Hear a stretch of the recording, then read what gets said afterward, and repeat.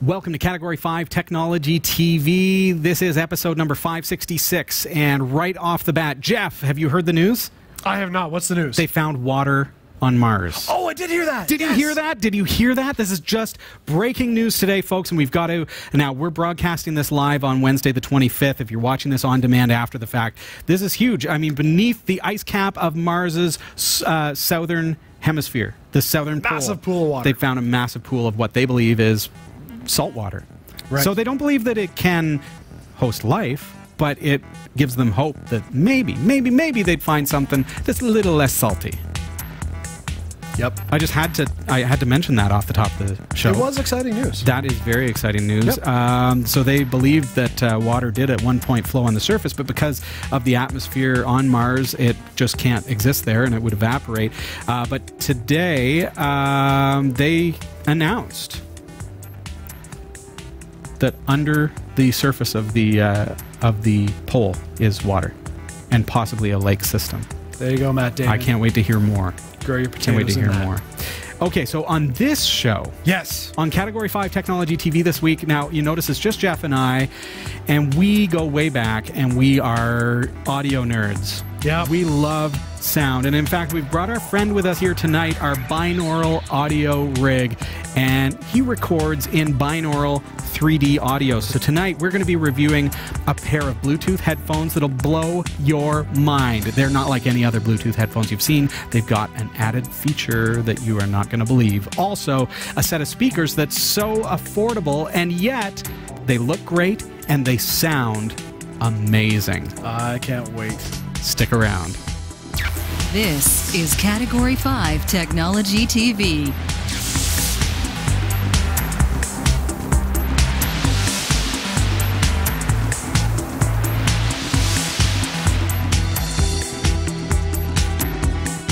Our live recordings are trusted only to solid-state drives by Kingston Technology. Revive your computer with improved performance and reliability over traditional hard drives with Kingston SSDs. Category 5 TV streams live with Telestream Wirecast and Nimble Streamer. Tune in every week on Roku, Kodi, Plex, and other HLS video players. For local showtimes, visit category5.tv. Category5.tv is a member of the Tech Podcast Network. If it's tech, it's here. cat5.tv/TPN and the International Association of Internet Broadcasters.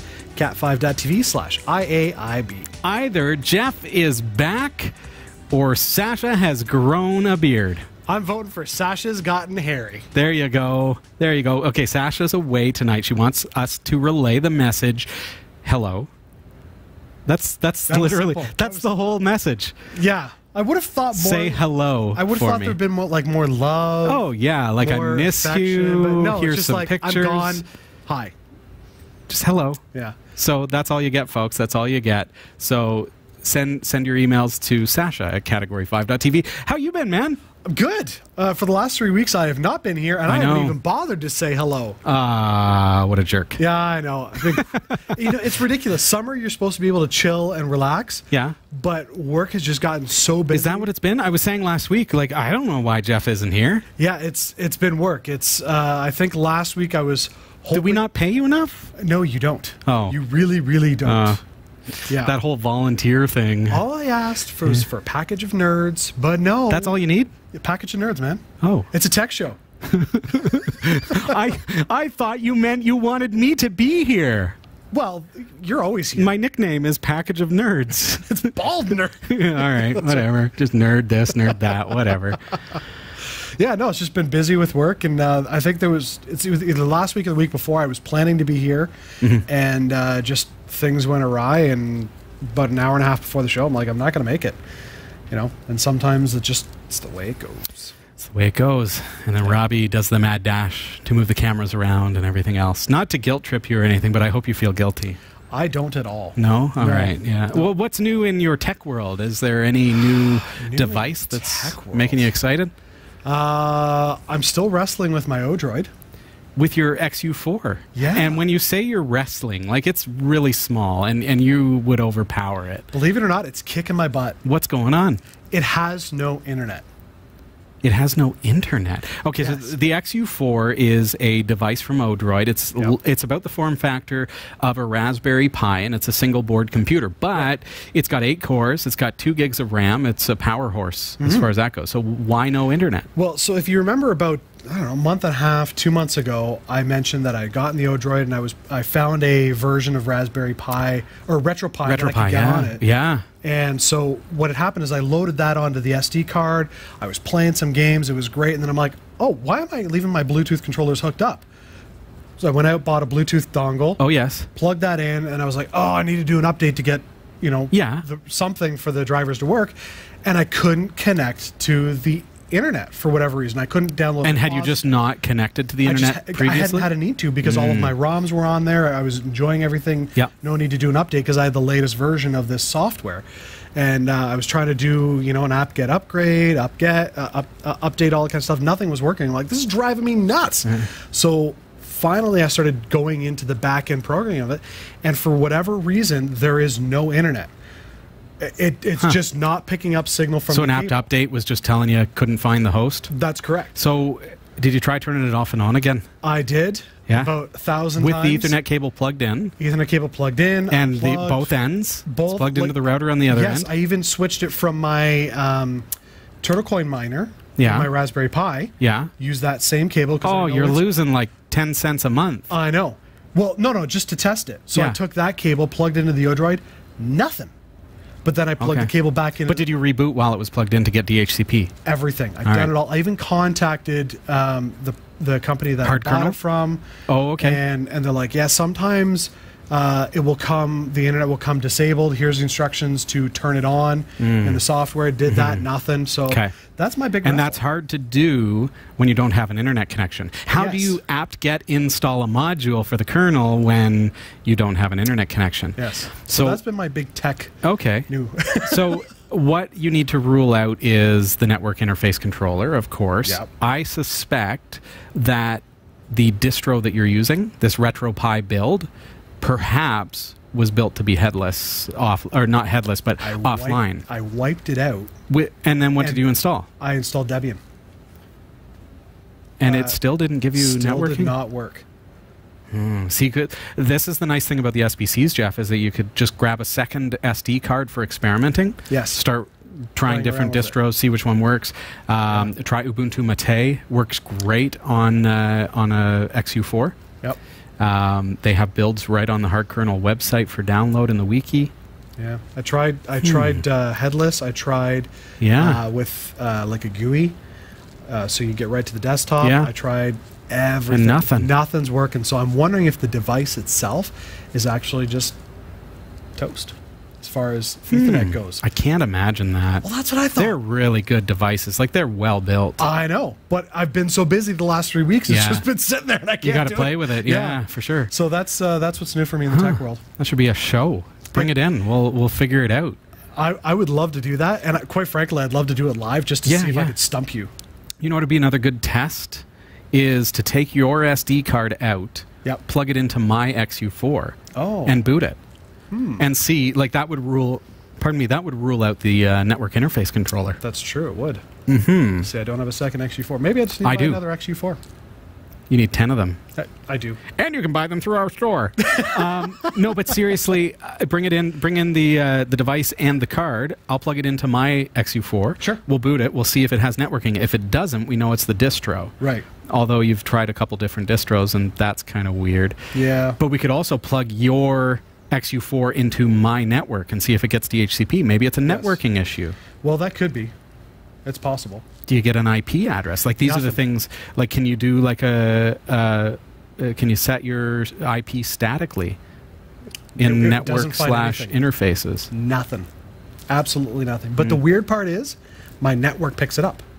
You see it on the network? I can see it on my network. No. Yes. No, you can't. 100%. It's not possible. I can see it on my network. So you get a local IP from... So this is a DNS issue. From my network, but the device itself will not pick up anything. So you need to look at /etc/resolve.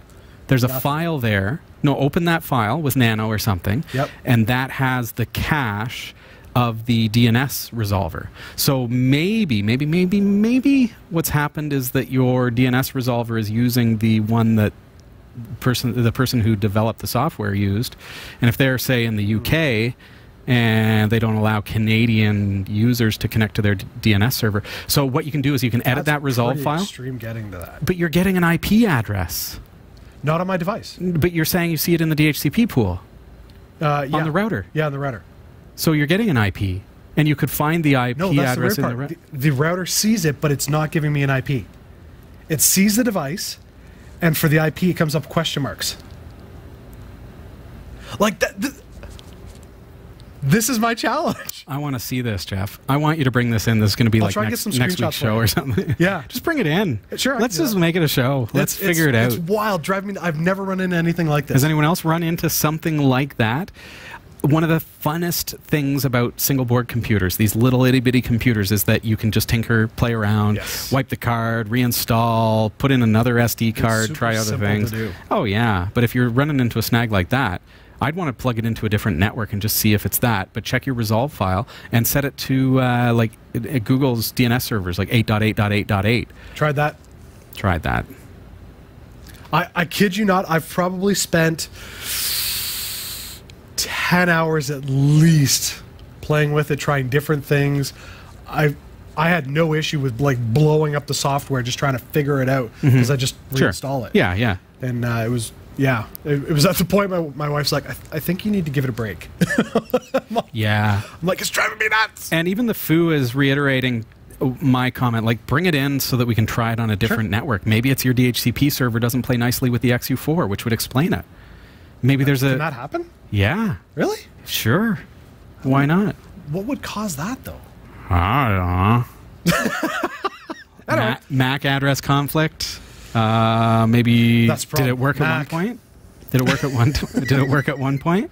No. It never worked on the network. Never worked. Try it on a different network just to rule it out. Troubleshooting is fun. Yeah. Figure it out. I've got one network at home. Yeah, well, I got one here. I got one at home. I got one at work. Maybe we'll do it for a show. There you go. There you go. Yeah, so that's my life. So that's your tech fun for That's the week? my tech fun. But truthfully, it really is fun. Like, it's fun to play around with that kind of stuff, and it's fun to troubleshoot, and you're like, I've never tried that before. Oh, I've never been in this file before. And so you get to just, through the process of it, get more familiar.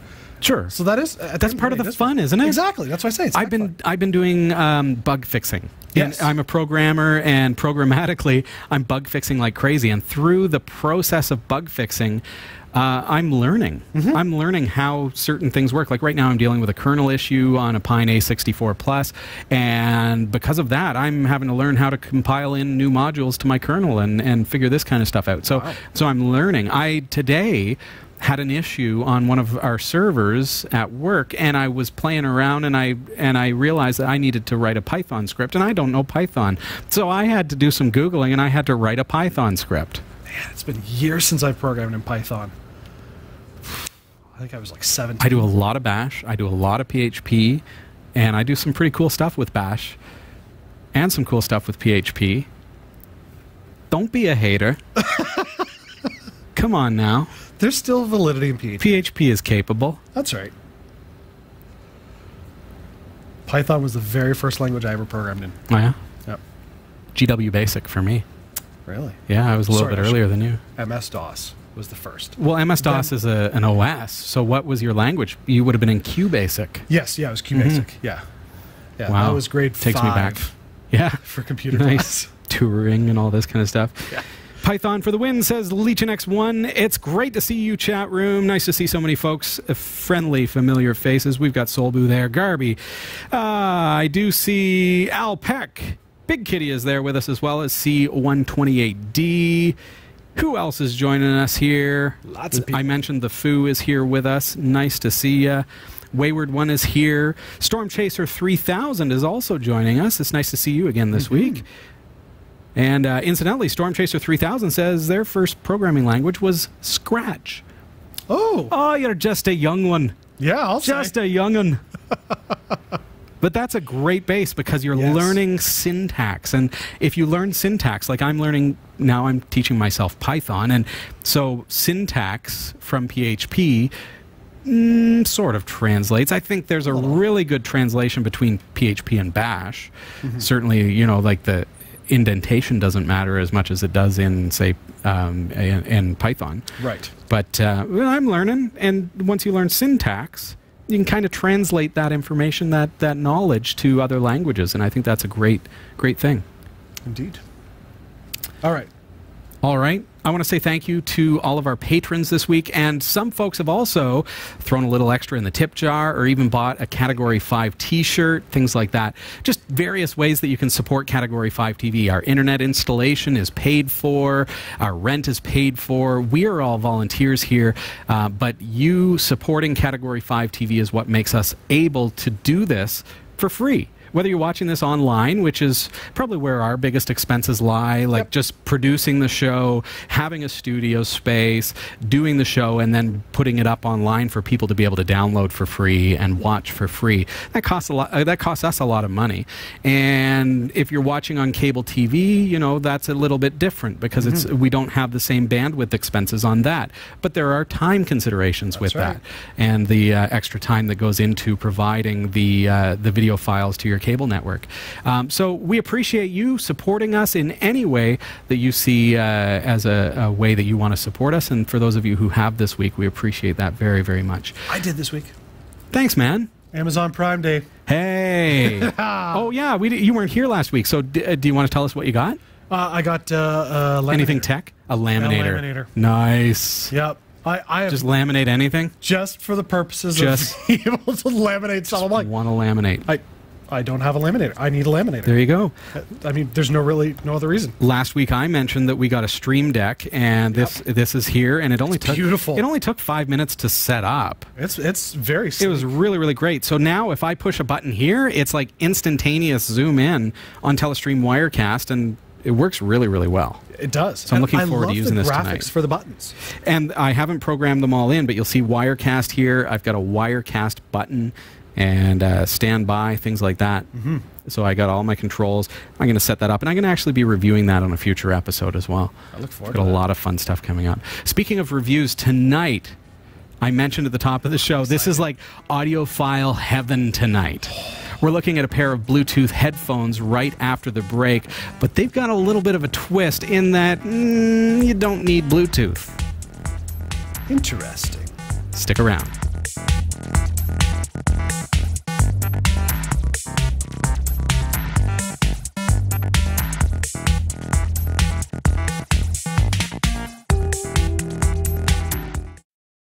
For a limited time, get your hands on limited edition shirts from the Category 5 TV network. These high-quality shirts are manufactured by Teespring, a fundraising website, and your purchase will help support the shows we produce. Get yours today and send us your pictures to be featured on the corresponding show. Visit cat5.tv/shirts to support us and get your official network shirt today. cat5.tv/shirts.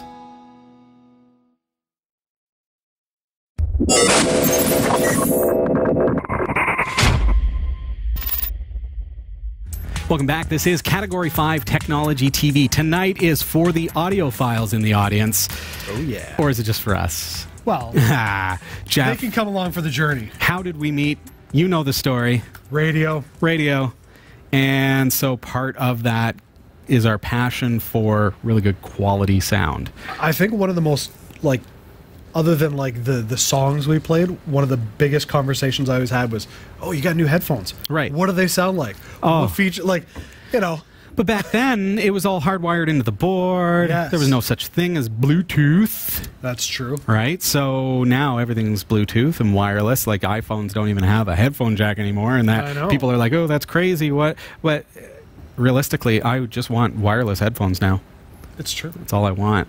Works with all my devices, and anywhere I go, I can have wireless music. I bought the Rebel BTs, and you have a pair of those. I do. I love them. They were my favorite headphones for so long. Yes. But then after daily usage, the head strap snapped. No. Yeah. So they still work perfectly, but they're made of a recycled plastic. And the reviews will say, "Oh, it's made of plastic." they have an environmental conscious mindset behind the Rebel BTs in that it's recycled plastic and the components are recyclable, but they still work, but the plastic broke. I hate that. You couldn't remelt them? No. Just try? Just like use my liquid welder, my plastic welder to put them back together. There you go. No, it's too much tension on this big old bald noggin of mine. That's too bad. So I had to pick up a new set of headphones, and I stumbled upon something new. Okay. And a brand that I had never heard of before. Really? And they're called PowerLocus. PowerLocus. PowerLocus. Not now, locust like not locust like the no T's. No. Locus. You can check these out at cat5.tv/headphones. These are my new baby. Ooh. And they just arrived today, Jeff. Oh, so like literally brand new. Wow. They're still in the package, Jeff. Really? Should we head on over there? Yes. And take a look? Why wouldn't we? I don't know. This is how it arrived, Jeff. Bubble wrap and all. That'd be freaking out my dog right now. All right, I'm going to save that for the kids. There we go. First thing I notice is the PowerLocus has included a lovely hard shell case. That's always nice. Mm-hmm. But how can a pair of giant headphones fit into that? Here we go. Oh, so they've got the hinge design. Okay. Yes, are you ready? Yeah. Ta-da! Okay, let's set that aside just for one moment here and get a look at the accessories. Okay, we've got a standard headphone cable so that you can use these if the battery is dead for some reason and you want to keep listening. You're going to be able to plug them directly in. That's fine. You've got a USB micro charging cable. I've got a couple of little manuals and things like that. We'll take a look at those later. No big deal. Okay, so hard shell case is the first thing I noticed, and I do love that and appreciate that. Now, these headphones have Bluetooth 4.2 and EDR. Jeff is wondering, what the heck does EDR mean? Are you wondering that? Am I right? No, I've heard of it. I know it. I'm blanking on it. Well, when you see Bluetooth EDR, it means that it has a technology in it that essentially is like an encryption blocking technology that prevents man-in-the-middle attacks, people being able to listen to your, music? But Jeff, why would you care if people are man-in-the-middle attacking listening to your music? No, these have a built-in microphone, and you can use these for phone calls wirelessly to your phone. It has a traditional tactile power switch. I do kind of like that. That's cool. And you just flip that on and off. Okay, we've got 4.2 Bluetooth, low latency. We've got the EDR. And you see that I've chosen orange because that's just my thing, but there are several different color options available to you. Jeff, what frequency response would you be looking for? And you can feel free to switch around cameras if you want to say hi. Frequency response. So you're an audiophile like me. What are you looking for in a pair of headphones? You know what? I don't know. I've never really paid attention lately. I can hear you, but I can't see you, Jeff. But, okay, fine. There, now you can see me. I don't know. I traditionally, Jeff, yep, I look for 20 to 20,000 hertz because that's what I always figured was full spectrum. Okay, now, fair enough. These headphones, the one thing that was a bit of a turnoff for me looking at the specs is that they start at 110 hertz. So 110 hertz is the lowest it goes, and it goes up to 20,000 hertz. And normally that would make me say, okay, I want to find something that's 20 to 20,000 because that's just, it's like that's just what I look for. Right. But I started looking at the reviews and people saying, oh, wow, the bass is fantastic. It's so crystal clear. And I thought, oh, maybe they've done something to this. I mean, they've got giant drivers in here. That's going to give it great bass, even in spite of the fact that it doesn't go down all the way to 20 hertz, which I can't hear anyways. My human ears can't even hear that. Right. So these are 110 to 20,000 hertz, and I'm going to give them a try in just a moment to see if they actually live up to the reviews. Playtime, we're going to get about 9 hours. Music listening, we're going to get about 6 to 8 hours of talk time if we're using them for phone calls and things like that. You can switch between the two. And it only takes 2.5 hours to fully charge these. It's not bad. Now, Jeff, you want to know what really sold me on these from PowerLocus? It's not the color. Is it the cushiness of the earpieces? Yeah, the cushiness is good. They look cool, blah, blah, blah, blah, blah, blah. Headphones are headphones. There are a million to choose from on Amazon. Cooks you breakfast. We've got tactile buttons for volume and things like that. Great. Yeah, that's cool. And then we have a micro SD port. What? These Bluetooth 4.2 headphones include a micro SD port that allows me to put music on a micro SD card so that if I don't have access to, let's say I don't want to stream music from my phone, maybe my phone's battery is low, maybe I just want to listen to music and go for a jog and not take my phone with me, well, I can just put them on an SD card. I've got that option. No way. That's an option I've never seen in Bluetooth headphones, and I love it. In addition to that, I've never seen that. hidden somewhere in here is also an FM radio. Built right in. So this is, Jeff, it's about everything you need. Everything that you need in a Bluetooth set of headphones. I'm going to bring this over to you. Okay. So one of the questions we have from the chat room is from the Foo, who wants to know about the firmware and how easy it is to update. Go figure. Well, updating the firmware in these, do you update firmwares in headphones? I've never done it, so that's something to check. So I don't know. That's something to check their website. I'll post a link directly below. Let's fire these up and see if we need a firmware update. CP wireless is connected successfully. Connected, just like that, to my laptop. Really? Boom. It said it was ready to pair. My laptop popped up, grabbed it. So you don't even have to put in a code? I didn't have to put in a code. Huh. I paired it. Wow. Let's try it. You ready? Sure. Oh, yeah. Okay, I can hear that. This is the impossible thing to review. It's true. Well, we can review. They can't hear. We'll be right back. This is some good television right here.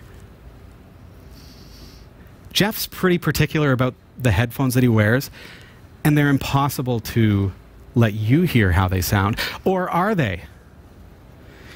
Because we have a very special friend here with us tonight.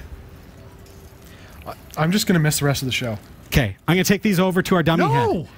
We've got a binaural dummy head here, Jeff. Stupid dummy head! All right, I'll be right back. Okay. Wait, You talk to them. You're leaving me again? Okay. That's some sweet sound. That's got some great low end. I like that. So, am I being replaced by the dummy head?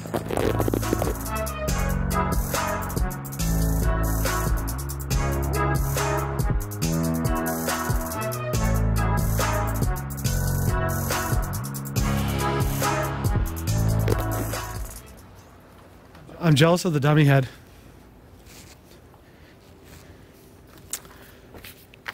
Those are some very, very nice. Now tell me if I'm yelling. Yeah, you are. They do sound good. I'm excited about them. They look cool too. They do, but what's really impressive is the ear depth is not great on those, like as far as distance great, but when you were talking, I'm assuming you were talking, you were just mouthing, but I couldn't hear a thing. Like, they're great for noise canceling. Speak to me. Speak to me. No, I can't hear I'm saying you. things to you. I can, yeah, that actually has really good noise cancellation. It does. For sure. Very nice. I felt like I was on one of those game shows that like, put on the headphones so you can't hear. Check out the PowerLocus headphones if you're interested in that. I'm in love with the fact that it also has the SD card reader. Yeah, that's pretty impressive. Now, is there any audio format it doesn't read? I haven't tried it, Jeff. I just opened the box. Okay. Haven't tried it. But we'll try it. Perfect. I imagine you're going to have like MP3 support, obviously. I think so. Who knows? Check the specs. We're going to put a link for you, and cat5.tv/headphones will have all that information for you. Check it out today. Cool. Those are very nice. And in keeping with our desire to be audiophiles tonight, this is our chance because Sasha's not here with us tonight. It's true. So tonight, and considering we have our dummy head with us in binaural 3D stereo sound, and I should mention, hey, make sure you put on a pair of headphones to watch this, because you're going to be able to hear what the dummy head hears. We're going to be right back with a set of speakers that are unbelievably good quality for the price.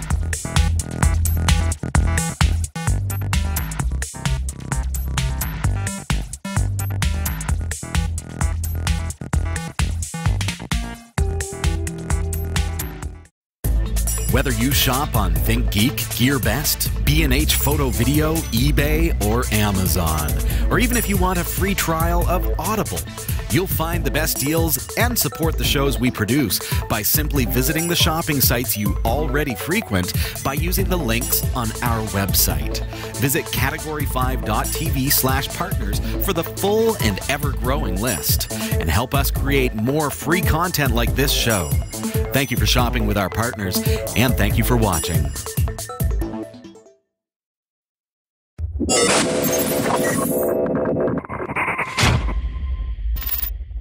Welcome back. This is Category 5 Technology TV. Tonight, we're talking audio. Yes! We just reviewed some amazing Bluetooth headphones with a SD card slot. Something I have not seen before in any other I headset. love the idea, and I can't wait to try that out. Yeah, I'm you're just gonna have to let me know I'm just going to what load it up. formats- Just going to load it up. Sure. I think Absolutely. every format, there's no format it's not going to support these days. Come on now. Can you do me a favor? Try Yeah. and upload like a video format and see if it reads No, the come audio. on. No, you got to convert it to an audio format. I guarantee you. Probably, but just it's like tinkering around. I mean, I feel like it's like a let me Google that for you moment where I need to check. Okay. Really, Jeff? Really? Sure. cat5.tv/headphones. Are we really back on the headphones? Well, we don't have to be Well, why are you asking questions about it? because I'm still thinking about them. They were that good. Well, the thing is that the specifications, so looking at this a little bit closer, the specifications on the current brand website doesn't show what formats it supports. So, Oh, okay. perhaps, here's what we're going to do. We're going to throw every audio format at it that we Yes. can. I've got a license for Goldwave. I can save to anything. So let's give that a try next time around. I like it. How's that sound? Okay, perfect. Okay, so not headphones. What do we got? In the studio, Jeff, back in the radio days, Yeah. one of the things that we had were really great speakers. It's like key to a radio station is having great speakers so that when you're working late, you can crank it and it sounds good. It's like That your was- own personal that concert. was my favorite part about doing the Oh, night yeah. shift. Oh, yeah. And one of the things about studio speakers and working in, now I'm a recording artist in the past. I was a recording artist, I should say. Now I'm a dad. I worked in a lot of recording studios, and at that time, there's a style to speakers that it just there's a look to them, there's a sound to them, Yes. and that's kind of what we're looking for when we're looking for good speakers. To this day, I still am drawn to speakers first by the look, then the sound. True, true. I mean, you Me would think too. for speakers you want the sound, but it's that look that draws me in. But if they can be really good looking, aesthetically pleasing, a little bit on the geeky side, like tech-centric as far as the look goes, like that studio look, plus sound great, plus, here's the one that usually doesn't fit into the mix, plus affordable. Because usually, if I'm going to spend $100 on a pair of speakers, they're going to sound like we are not allowed to say it on this family-friendly show. They're not going to sound very good. Right. Now, Edifier has taken it and blown that away with their these speakers. I'm just going to jump right over there. Sure. Okay. Can I do this? No, you're not allowed. Okay. We're not reviewing them. I'm gonna head on over to our review table and let's switch over there. Here you Okay. go. All right. I love these unboxings. If Sasha was here, could you imagine? 2 unboxings at once. So these are the Edifier R1280T. Oh, it's still sealed. Like, this is legit unboxing. Oh, Jeff, what kind of unboxing video would be pre-opened? Well, I'm sure you could do it to make sure that everything's there, but this is like Well, if it's not, don't you want to know that on the unboxing video? True that. If they, if something was damaged or something like that, wouldn't you want to know that? Yes. Okay. There we go. Okay. Nothing's going to be damaged here. You can see they're very well packaged. Absolutely. Individually. Here we go. Okay, so those are the speakers. We've got instructions. Remote control just fell out there. This is just very simple. It's got mute and volume up and down. That's kind of nice. What do we got in the bag? Let's move this box out of the way. That way I can be in focus. Okay. Speaker wire from days of old. Eh? Is that's actual speaker wire? It's not like... that is like 12 gauge speaker wire, my friend. So for plugging into a sound system? No. This is to connect the two speakers together, and we're going to see that in just a few moments' time. We've got an RCA cable. Now, you look at that and you think, oh, that's old school. Everything's like HDMI now. Well, what if you want to plug these into a turntable? What if you want to put these into a record player and get retro with it, right? Cool. Then we've got another RCA cable, but this one has a headphone kind of plug on it so that we can plug it into a laptop. The other thing, Jeff, is you can plug this into your TV, and now these become a set of enhanced speakers for your television. Or what else can you plug that into? Say a computer? Yep. Desktop computer with these on your desk? All right, let's get into these. Shouldn't be too hard to get into. Now, you do not have to buy an amplifier with these because these are powered speakers. These are not passive. Yes. Sorry for the wobble. There you are. Look at that. Nice and sleek. I like the wood look. Again, these are the Edifier R1280T. Now, I'm going to pull the grill off because we want to get in here and see what these actually look like. The quality, I can just feel the build quality as I'm trying to pull this off, is not what you'd expect from a $100 set of speakers. See, that right there is very attractive. Beautiful. I'm going to use those without the grill for sure. So we've got a 4-inch bass driver, and of course this this hole here. This is for bass reflex, and that's like a little 2-inch kind of looking thing. We've also got a 13mm silk dome tweeter, so that brings out the highs. If you're not familiar with speakers, what we've got, this is like a mid-range bass speaker, and it takes care of the middle of the spectrum. Then you've got the tweeter, which enhances those highs, so you get those really nice, crisp, high tones as well from your music. If you've only got one or the other, you're not going to have full spectrum sound. These accommodate. These'll have great sound. So whether you want to plug these into your TV or other devices, they do promise that you're going to get great sound no matter what surface that you've got these set on. Okay, specifications as far as the output goes. We've got 42 watts RMS combined total. So what you see here, so basically 21 watts a speaker. Pull those off. There we go. And I love the look. So we're going to take a really quick break, Jeff, and then we're going to plug these in. We're going to set these up on our main studio, and we're going to put them into binaural mode so that you can hear how these sound. Stick around.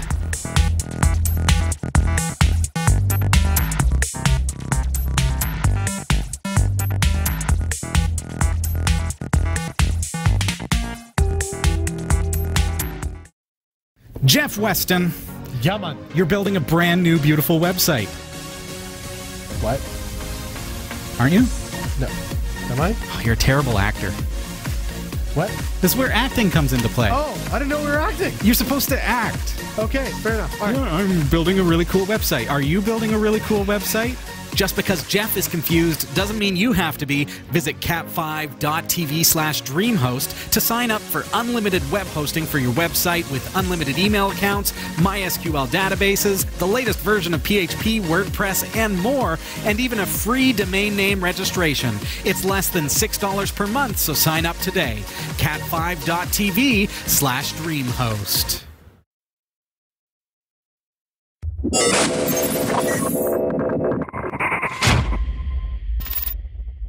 Welcome back. This is Category 5 Technology TV. We've got the Edifiers plugged in. Ready to go? Oh, I'm excited. Now, first thing I noticed. Okay, so you asked about the speaker cable. So I've run a speaker cord, this speaker cable between the two speakers. Yes. That's it. So this one is passive. All right. This one is aggressive. This one's got the amp built in. Okay. You can see that there aren't a lot of controls on there, but on the side here, we've got basic controls to enhance the sound. Yep. What does it say on here? So we've got treble, bass, and volume. That's all you need, folks. That's all you need. Yep. So treble and bass you can control with the actual tactile knobs. Volume and mute, if you'd like, you can use the wireless controller. Okay.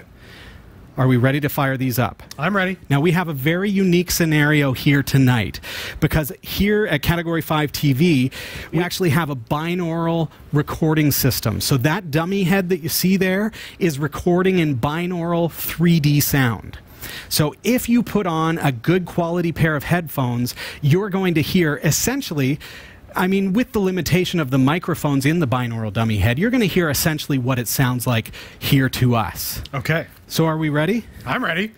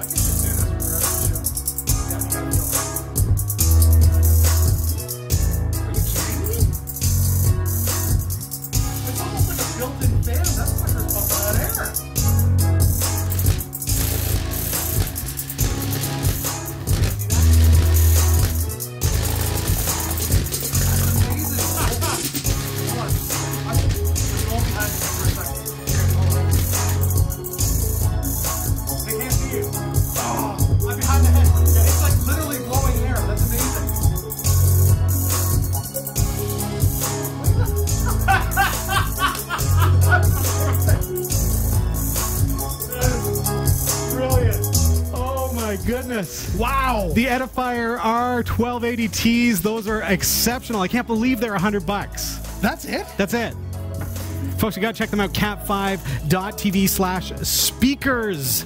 Check those out. We've got to take a really quick break. When we come back, you've got our news. Yeah, it's not going to be as good as these. Ooh, stick around.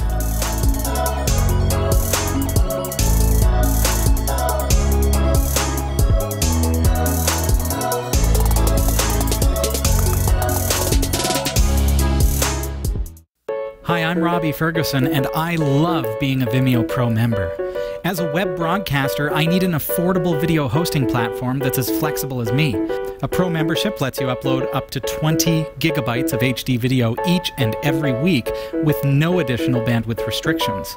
That means if you produce a show that uses even up to 20 gigabytes of storage, your limit resets itself the following week, so you can do another 20 gigabytes. And keep doing that week after week. Now, Category 5 with all of our shows use roughly 10 gigabytes per week. From there, Vimeo automatically generates all the files that you need to provision your RSS feeds, Roku channel, website media player, or even video downloads in multiple bit rates, with no limits on your bandwidth usage or how many people can access your files. What's best? The price is astonishingly affordable. And for a limited time, friends of the Category 5.tv network will receive a whopping 25% off the annual price. All you have to do is go through our link, cat5.tv/Vimeo, and sign up today for your 25% discount. To top it off, you get 30 days to try it risk-free. If you're not happy with Vimeo Pro, you pay nothing. The deal is only for a very limited time. Go to cat5.tv/Vimeo. This is the Category 5.tv newsroom, covering the week's top tech stories with a slight Linux bias. I'm Jeff Weston, filling in for Sasha Rickman, and here are the stories coming up this week. According to research published in Nature, a machine learning can help robots perform chemistry experiments faster than human scientists. Researchers have been exploring how algorithms can predict the outcome of chemical reactions for a while now, but the project goes one step further and actually uses a real robot to carry out some of the experiments. It doesn't look anything like what you'd imagine. There's no humanoid robot on wheels zipping around a lab or a mechanical arm swishing beakers of colorful liquid. Rather, it's a system that contains a series of pumps and reactors all attached to a mass spectrometer, a nuclear magnetic resonance spectrometer, and an infrared spectrometer. The pumps contain samples of chemicals to be mixed. The solution is then fed into reactor flasks and sent to all the different types of spectrometers to be analyzed. It's nothing too fancy, and most of the hard work is done by the machine learning algorithms, which are behind the robot. The system determines if a chemical reaction has occurred or not, scoring it at a 0 for non-reactive or a 1 for reactive.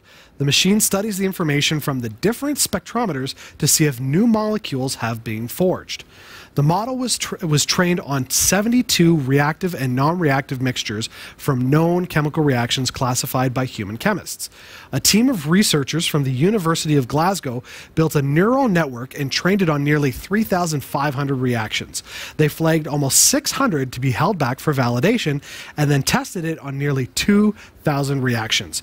It's pretty accurate and can predict if a chemical reaction will take place about 86% of the time, according to the simulations. After this stage, the robot can then begin performing some of the reactions chosen by the algorithm. The system saves time and energy by helping the chemist discard pointless experiments that probably wouldn't result in anything useful. It can also give them hints to what reactions they should explore to find new molecules for drugs, dyes, or new materials. This is neat. That's cool. I mean, think of the time-saving nature of something like that. Absolutely. And as you add more chemicals to the mix, I mean, it was just 72, but if you expand that and say go 300, like exponential increase on the amount of reactions you could possibly have or not have. I mean, I know not long ago I was reading that they found a new, as a new mineral or a new... The scientists have... I don't know, Jeff. The story is yours. No, I know. But scientists have discovered something new recently. It's a new, like... Aliens. Something like that. But, you know, a story like this to have the computer, like, sitting there doing the work for you, I mean, you could be off doing other research while it runs the algorithms. I like the approach that it doesn't have to create reactions in order to understand whether or not a reaction will occur. Right. Like, if I take, you know, if I'm artificial intelligence and I know that mixing blue with green or blue with yellow will create green, then I don't have to do it to know that. Correct. Right? So if I've got a mix of chemicals, I'm just going to know that, hey, if I mix these, it will do this. So then the scientists don't have to waste their time doing it. With 86% probability of being accurate, at least it allows them to skip over stuff that would otherwise be time consuming. I would imagine, like, if you're doing research, oh, for sure, the amount of time to just try things. It makes me wonder, though, from a standpoint of recreation, because that's one of the principles of scientific models, is if you're going to do something, you need to be able to recreate the results. Sure. I'd be interested to see if a couple of different, you know, research facilities were using the exact same software, you know, starting it from ground zero, if the software would produce different results as far as the algorithms would go, or if you'd still get that same, you know, oh, this will react, this will not, because it says 86% accurate. So, you know, there is some variation that you could have. It'd be interesting to see what happens. Yeah. And, you know, that's, you know, when you take that spin on it, you start to think, oh, well, it's not really that accurate. But really... Hey, if I got 86% on a test at school, I'd be thrilled. But think about, okay, if I have 1,000 tests to run as a scientist, if I've got to do all this stuff, to have it come back and say, oh, don't bother with that one, I'm pretty sure that that won't result in anything. To have the artificial intelligence come back and say that based on its own findings. Right. And it can work 24/7. It can be running tests and mixing things overnight so that when I come in the morning, it can say, oh, you know what, I don't think there's going to be a reaction to that, Right. so don't bother. I can start working on things that... You know we're going to have a reaction. Or that I'm not sure, or that the AI is not quite 100% sure on. Right. Or And maybe it comes back like, ooh, 17% chance that that it Sure. might have a reaction. You're like, it's within that margin of error. We better try it. Exactly. That's cool. It's funny. As I was reading the article, I was thinking, I could see them featuring this on the TV show Big Bang Theory. Yeah. Because it's all about, spectrometers and stuff when it comes to, some of the engineering stuff and the tests, and it'd be fun. That's just a TV show, though. I understand But this that. is reality, Jeff. I know, but I'm saying This is use it really on the ha- show. It would be could be fun. a thought starter for the writers. Well, absolutely. I'll let them know next time I'm talking to them. Sounds good. All right. A prolific hacking group has struck again, this time stealing close to $1 million from Russia's PIR bank. The heist occurred on July 3rd, about 5 weeks after the sophisticated hackers first gained access to the bank's network by compromising a router used by a regional branch. The theft, which is conservatively estimated at about $910,000 US, is the latest achievement of a group who's being called the Money Taker Group, named after a piece of malware that they commonly use. While utilizing several sysadmin tools and custom malware, one of the earlier hacks of the Russian bank's internal network was initiated by gaining access to the home computer of one of its system admins. Now, first reported last November that members of the hack group had conducted 20 successful attacks on financial institutions and legal firms in the US, UK, and Russia at that time. In a follow-up, it was reported that Money Taker netted about $14 million in the hacks, 16 of which were carried out on US targets, 5 on Russian banks, and 1 on a banking software company in the UK. This is scary. You'd like to think that banks are secure, You'd hope so. but it was literally one computer. And so, okay, they've compromised a router and they've compromised one of the admin's computers that had remote access. So then I start to think, okay, so they're using social engineering tactics. Like these folks, we think about hackers. Okay, let's just kind of think about a hacker for a second. And you think, okay, they're sitting in a dark room, they're on a computer, they're breaking into computers, they're hacking into computers, they're using code to break in. But that wasn't the case here. No, they're using social engineering tactics, which means, okay, Jeff is an administrator on some big corporate network, okay? Let's just pretend. Can you role play? I can role play. Okay. Your name is Francesca. My name is Francesca, and I work at a big national bank. She works at a big national bank. And while you're working there, you're overworked, you're tired, you're working 15-hour days, sometimes 18-hour days. Yep. And you're beat. And you're just like, okay, I want a weekend off. I'm going to put remote desktop on one of the computers at work. Then I'm going to go home, and I'm going to be able to remote into work so that I can do my work from home. Sounds great. Yep. Well, now, social engineering tactics, phone rings, and Francesca gets a call and says, we're calling from such and such. And somehow, through social engineering tactics, they've tricked Francesca into giving access to her computer. Oh, no, I've been tricked. Exactly. So now, while she's sleeping that night, presumably she sleeps. Yes. She's a hard worker. She's very diligent, but she has to get rest. 6 o'clock meeting.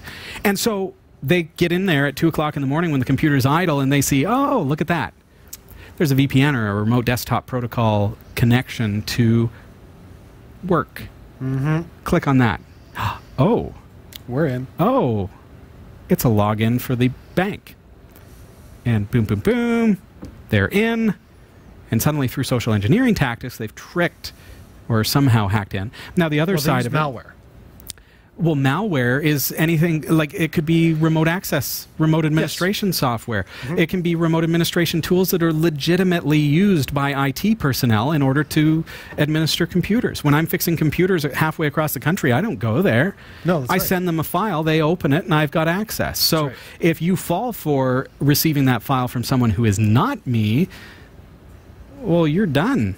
Yep. And if you've got access to things like work. Now, the other side of it was this router. Now, a router that sits on your network. So the ISP shows up and says, okay, we've got your new internet router. Here you go. We plug it in, and you're up and going. You've got Wi-Fi. You've got access to the internet.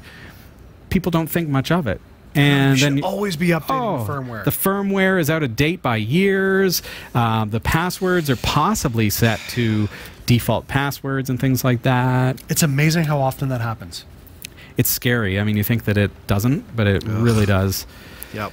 So that's a whole other can of worms. But is it malware as in a hacker sitting at a computer coding something that gets into... Not necessarily. It can be them writing a code that goes out on the internet to all the IP addresses and finds routers that contain a certain signature. Right. Or websites that contain a certain signature that are on internal LAN. Right. That are hosted on the same network as the bank. The bank website. What's sad about this story, though, is that the hacker group used a known malware program called Money Taker. And that's why the group's called Money Taker. Sure. So you would think if it's known, then any competent security network at a bank would be updating all of their software to watch for this. But then if they if they blocked it, Jeff, wouldn't the attacker just say, is it Money Taker? It could be remote desktop. It could be log me in. It could be any number. It could be VNC. It could be SSH. It could be anything that in and of themselves are benign. Right. This router in and of itself is benign, but because it had exploits in it, they're able to crack into it and use it, because most routers are, you can now operate it on the network level and access other computers on the network. That's right. Open up ports on the firewall to redirect to all the computers so that you have remote desktop access to them, and blah, blah, blah, blah, blah, and it goes on and on. I am surprised we still get stories like this, though. You would think And with all of grow. the various issues that we've had over the years with hack attacks and all that kind of stuff, that You'd think humans would wise up, Jeff? You would think, but no, we're pretty dumb, apparently. Not dumb, just negligent. we like to fall into a bubble where things are benign. Like, we think that our router is benign. Yeah. We think that our smart connected devices are benign, and then we find out that that tracking watches have been mapping military bases in the Middle East. Yeah. Like, these kinds of things, you think they're benign, but they can be used against us if we are not ultra careful and if we don't understand those technologies. Case in point, autonomous cars. He's going to go there, folks. I'm gonna go there. Just when we started to think autonomous vehicles were looking good, someone's developed a GPS spoofing device that can send them driving straight into oncoming traffic. Billions of people and a growing number of autonomous vehicles rely on mobile navigation services from Google, Uber, and others to provide real-time driving directions. A new proof-of-concept attack demonstrates how hackers could inconspicuously steer a targeted automobile to the wrong destination, or worse, endanger passengers by sending them down the wrong way on a one-way road. The attack starts with a $225 piece of hardware that's planted in or underneath the targeted vehicle that spoofs the radio signals used by civilian GPS services. It then uses algorithms to plot a fake ghost route that mimics the turn-by-turn navigation directions contained in the original route. Now, depending on the hacker's ultimate motivations, the attack could be used to divert an emergency vehicle or a specific passenger to an unintended location, or to follow an unsafe route. Passengers responsible for the device are thankfully not out to cause trouble. They're from Virginia Tech, which is China's University of Electronic Sciences and Technology, and Microsoft and Research. They wanted to demonstrate the vulnerabilities in our current GPS-driven infrastructure. They warned the threat becomes more realistic as car makers are adding autopilot features so that human drivers can be less involved or completely disengaged. The researchers propose several countermeasures. The one they say is the most promising in terms of its effectiveness and cost is computer vision techniques to cross-examine the physical world landmarks and street signs with digital maps. Given the widespread use of cameras and LiDAR, this protection could be put in place with software-level upgrades. I like this idea that they're able to get around it so quickly, and that the groups who have found this exploit by using this really cheap device are not using it for malicious purposes. I mean, you'd think Yeah, for university, the ones who have unveiled it. yeah. Now is, are there other devices out there? Sure. It's a $225 piece of equipment. Like, that's not hard to replicate. Sure. So, I mean, the fact that it's that simple to do, That's it. is scary. And it's, in the story, it talked about with emergency vehicles, and I'm thinking, That's a scary thought, Jeff. absolutely. And imagine the damage that you could cause if you threw all of those on, say, fire trucks in a city. Yeah. It's like, oh, we got to get to this address because the building's burning.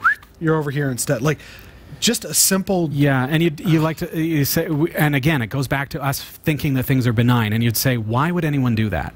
And then you hear some of the things that are in the news without getting into it, and realize there are people out there that would do that. Sure. And why? The question is why. There is no answer. It's a rhetorical question, but there are people out there that would do that kind of thing. And so how do we protect ourselves against that kind of thing? But by improving the technologies. And maybe just the technology providers for GPS satellites and things like that will look at this and say, oh dear, we need to make some changes. We need to implement some changes. And with autonomous vehicles, like, well, what about the cars that don't get the patch? Right. Or that don't use LiDAR in addition to satellite imagery and positioning and cameras? Yeah. It's unfortunate that this kind of stuff becomes so prevalent the more we advance our tech. And I mean, it makes sense. Like, as we advance more, you're going to have more of these exploits. But it's like, every time we make a leap forward, there's somebody who's out there to do something potentially horrible. Yeah. And I like to have faith in the human race. Slowly losing it. Like, there's some bad eggs out there. We're fortunate that all of our viewers are wonderful people. Absolutely. And 100%. So, we can't relate to that mindset. But again, it's back at hackers and what is the motivation behind the hack? Yeah, that's and true. what is the potential damage? I mean, it could start with something benign and then, like it is right now. And is it, somebody thinks, hey, this would be a really great way to rob a company by misleading all the cop cars, or who knows what could be done. But that's now 2 stories in a row of kind of hackers that are just given a bad name to hackers. But not all hackers are bad. There are some good hackers out there. No, there aren't. Yeah, there are. Come on, Jeff. Just give me one example. Just one. Well, I've got one. So if you happen to think that all hackers are bad, think again as we look at a hardware hacker who has solved the issue of Amazon's Alexa devices. What if the user can't speak or hear? If voice is the future of computing, what about those who cannot speak or hear? That's the question posed by developer Abhishek Singh, the creator of an app that allows Amazon Alexa to respond to sign language. Love this. Wow. Singh's project uses a camera-based system to identify gestures and interpret them as text and speech. The developer says that future smart home devices should be designed to be inclusive for deaf users. The past few years have seen a rise in popularity of voice assistants run by Amazon, Google, and Apple. And in fact, a study by Smart Audio Report suggests that adaptation of smart speakers has exceeded that of smartphones and tablets in the US. But for the deaf community, a future where devices are increasingly controlled by voice, this poses many problems. Now, speech recognition typically has trouble being able to pick up the rhythms of deaf users, and a lack of hearing presents a clear challenge to communication with voice-based assistants. Now, Singh's project offers one potential solution: rigging Amazon's Alexa to respond to the text to American Sign Language. The developer trained an AI using machine learning platform TensorFlow, which involved repeatedly gesturing in front of a webcam to teach the system the basics of sign language. Once the system was able to respond to his hand movements, he connected it to Google's text-to-speech software to read the corresponding words aloud. The Amazon Echo reacts, and its voice response is automatically transcribed by the computer into text, which is read by the user. As a solution, it is a workaround with the laptop as an interpreter between the user and Alexa. But as Singh says, there's no reason that Amazon Show or any of the other camera and screen-based voice assistants couldn't build this functionality right in. Amazon has taken the hint and has announced that as of Monday, more Alexa users will have the option to turn on captions for Echo devices with a screen. Alexa captioning has previously been available for US owners of the Echo Show and Echo Spot. The company is now bringing the feature to users in the UK, as well as Germany, Japan, India, France, Canada, Australia, and New Zealand. Love finishing the news on a good news story. That's cool. This is so amazing. Okay, I'll give you that. A hacker who's doing something for the good. Absolutely. There's more than just Singh. But I love this. And I love that he said, I'm just going to deal with this myself with a webcam. Taught it sign language. Unreal. Like, it's amazing. So good. But what I wonder is, will they be able to take the programming and adopt it to, say, video feeds that have a sign language interpreter? You know how, like, you could watch, some...